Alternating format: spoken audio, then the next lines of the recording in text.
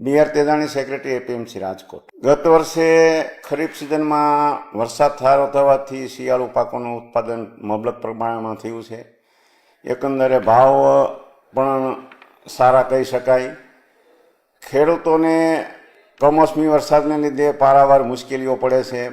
બજાર સમિતિ રાજકોટમાં પણ કમોસમી વરસાદને લીધે જે ખુલ્લામાં ઉતરતી ખેત પેદાશ છે એ ઉતારવામાં મુશ્કેલી પડે છે. એટલે અત્યારે હાલ પૂરતી જે આગાહીને ધ્યાને લઈ અને ખુલ્લામાં ઉતરતી જણસી જેવી કે ઘઉં, ધાણા, મેથી વગેરેની આવક અમે બંધ કરી છે.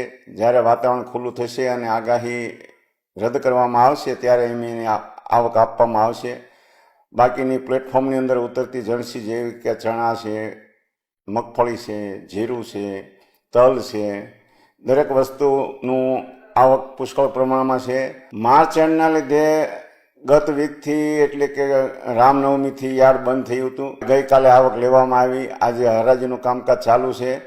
ભાવ પણ ખેડૂતોને પોષણક્ષમ મળી રહે એવા બજાર સમિતિ રાજકોટના હરહંમેશના પ્રયત્નો હોય છે. ખેડૂતોને કોઈ તકલીફ ન પડે, એની સુવિધાઓ જળવાઈ રહે એના માટે અમારો સ્ટાફ અને અમારી કમિટી સતત તત્પર રહેતી હોય છે. ગઈકાલે આવક કરવામાં આવી એમાં ચણા 75,000ની આજુબાજુ આવ્યા છે. જીરું છે એ 15,000 થી 20,000 ગુણીની આવક થઈ છે.